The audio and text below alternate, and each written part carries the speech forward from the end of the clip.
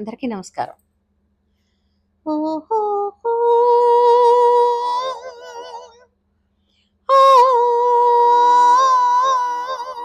ఓహోహో! ఓహోహో!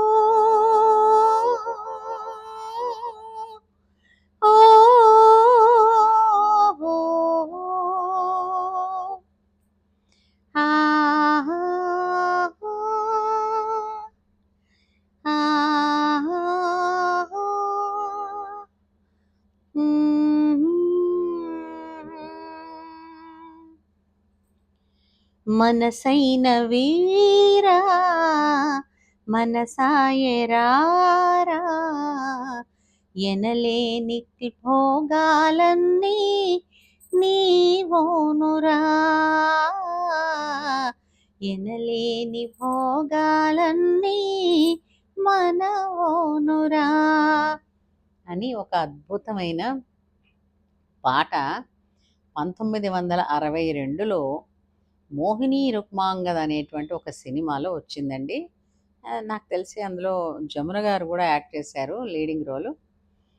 ఆహ్, ఈ సినిమాకి కూడా షష్టి పూర్తయిపోయింది. కానీ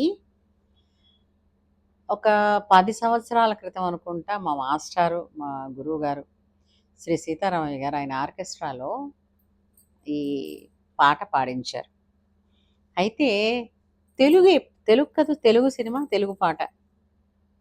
అయినప్పటికీ ఈ భాషని అంటే ఈ స్వచ్ఛమైన తెలుగుని ఆ పదం ఏమిటన్నది అర్థం చేసుకోవడానికి బాబోయ్! తల్లకిందులు తపస్సు చేశామనుకోండి. అయినప్పటికీ పాట పాడేసాం గానీ అర్థమై చావలే. అంటే ఇప్పటి కాలంలో సింగర్స్ ఎలా ఉన్నారంటే, ఆ పదం ఎలా అక్కడ రాసున్నా మనకక్కర్లే. అది మన నోటి నుంచి ఎలా వచ్చినా అక్కర్లే. పాటని నోటికి పట్టించుకోవడం కాదు. పాట పట్టుకుని మైకుకి ఎక్కించడమే పని. ఇంతే. అందరూ ఇప్పుడు చేస్తున్నది. అయితే ఒక మహానుభావుడు అపర సరస్వతి పుత్రుడు భాగ్యవశాన అతను కనిపించడం జరిగింది. మళ్ళా ఒక గ్రూప్‌లో. అతను తెలుగు భాష యందు నాకు తెలిసి సంస్కృతంలో కూడా చాలా మంచి పట్టున్న వ్యక్తి. అందుకని అతనిని ఈ పాట మొన్నన అడిగాను. మేము పాడేసాం గానీ మజా లేదు. ఎందుకంటే ఆ పదం అర్థం తెలీదు. పూర్వకాలం అంటే ఇప్పుడు మా అప్పుడు సింగర్స్ ఏంటి ఆ పదం అర్థం ఏదో తెలియకపోతే ఏదో ఆహ్, కాళ్ళకి అడ్డుపడినట్టే తప్ప పాట ముందుకి భావయుక్తంగా పూర్తిగా పాడలేకపోయేవాళ్ళం. అతను ఈ పాటని మళ్ళా తెలుగండి ఇదే సంస్కృతం గూడా కదా! ఆ తెలుగులో ఈ పదాలకి అంటే అచ్చమైన తెలుగు అలా ఉండేది. గ్రాంధికమైన తెలుగు అలా ఉండేది.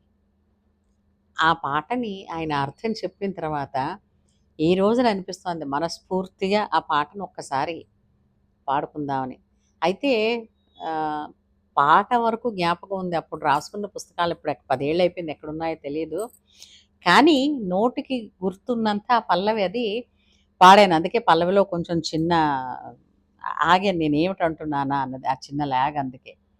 సరే. ఇప్పుడు అందులో ఆ పాటలో ఉన్నటువంటి మొదటి చరణం, రెండో చరణం ఎలా ఉన్నాయో ఒకసారి చెప్తాను. ఎక్కడ మేము ఆ మొదటి చరణంలో ఎక్కడ మొదటి లైన్‌లోనే ఆగిపోయాం. ఈనాడు ఆ పదం తాలూకు అర్థం తెలిసింది. ఓకే. సరే. మళ్ళీ. హ్మ్. మనసైన వీరా మనసాయరారా ఎనలేని భోగాలన్నీ నీవోనురా ఎనలేని భోగాలన్నీ మనవోనురా ఇది పల్లవి. హ్మ్. మదతేరు నిమ్మేను అది ఆడుకోను ఆహా ఓహో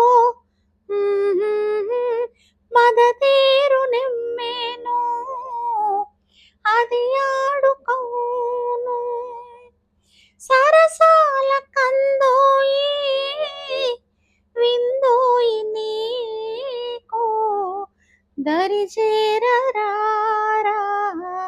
నీ దానరా మనసైన వీరా మనసాయరారా ఎనలేని భోగాలన్నీ నీవోనురా ఎనలేని భోగాలన్నీ మనవోనురా. ఇది మొదటి చరణం. ఈ చరణంలో అది మేము పాడినప్పుడు అది అది కూడా యూట్యూబ్‌లో ఉంది, పాట చూడండి.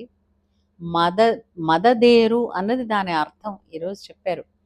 అంటే సంతోషంతో కూడినటువంటి అంటే నెమ్మేను అలా ఉందని. అది యాడు కౌను అనంటే అది ఆడేటువంటి నడుము. కౌను అంటే నడుముట. సో, ఎంతటి భావాన్ని అంటే వొకాబులరీ బాగా తెలిసుండాలండి తెలుగులో. సరే. ఒక ఒక వాక్యం మాట్లాడితే అందులో 40% ఇంగ్లీష్ ముక్కలు చేర్చంది మాట్లాడలేని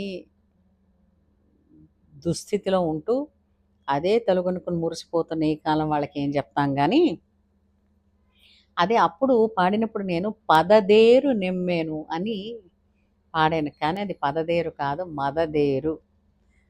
అది యాడుకవును, ఆ యాడుకవును అని అలాగే అన్నాను గానీ, బట్ దాని అర్థం అప్పుడు తెలీదు. ఇదండి విషయం. ఆ మహానుభావుడి ద్వారా ఈ పదం అర్థం తెలిసిన తర్వాత ఇప్పుడు ఒకసారి పాడుకుందామని అనిపించింది. సరే, ఇప్పుడు మళ్ళీ రెండో చరణానికి వెళదాం. 2 చరణాలు చాలా చిన్న పాట ఇది.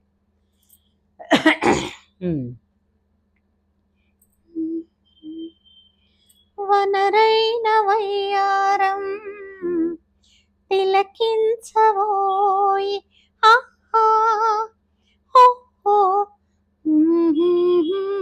వనరైన వయ్యారం తిలకించవోయి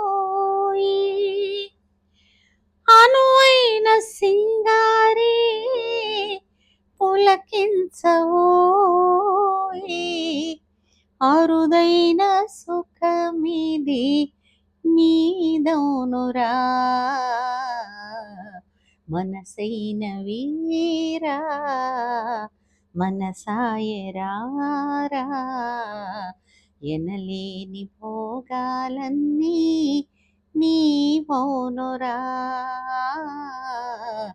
ఎనలేని భోగాలన్నీ మనవోనురా.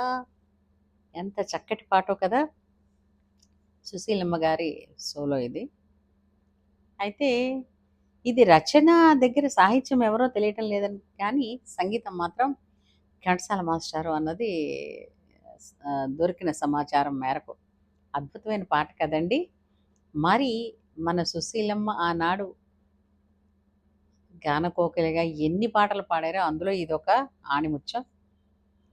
మరి పాట నచ్చితే లైక్ చేయండి, షేర్ ఎలాగో చేస్తారు, నేను చెప్పక్కర్లేదు. ఇంతవరకు సబ్స్క్రైబ్ చేయకపోతే so please subscribe my channel. ఉంటాను.